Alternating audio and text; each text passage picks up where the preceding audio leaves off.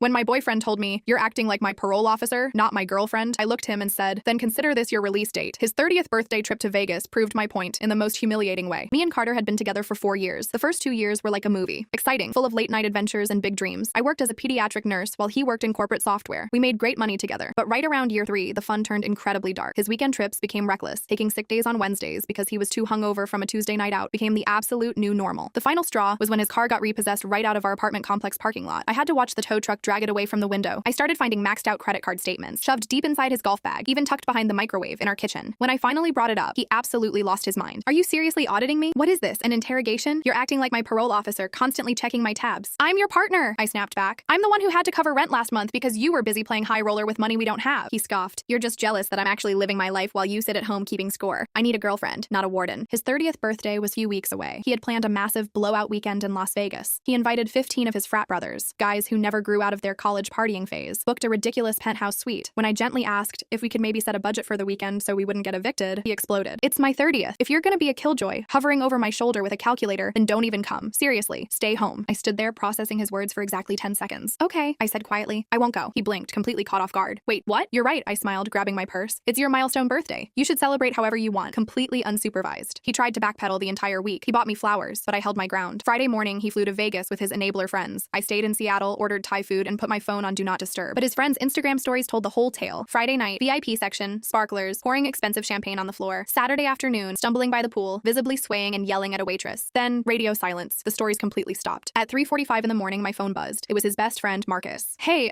we have a massive problem," Marcus stuttered, clearly panicking. "Carter got completely trashed. He tried to fight a pit boss at the Bellagio and, well, he threw a glass at a slot machine. Security held him down, and the cops are here. They need $3,000 for bail, and the hotel is demanding a credit card for damages. He's totally maxed out." I took a slow, deep breath. "Sounds like he's having exactly the birthday he wanted," I said, "without his parole officer." "Are you crazy?" Marcus yelled. "He's going to jail." "Then maybe someone should have cut him off after his 4th tequila," I replied, my voice ice cold. "Good luck," and I hung up.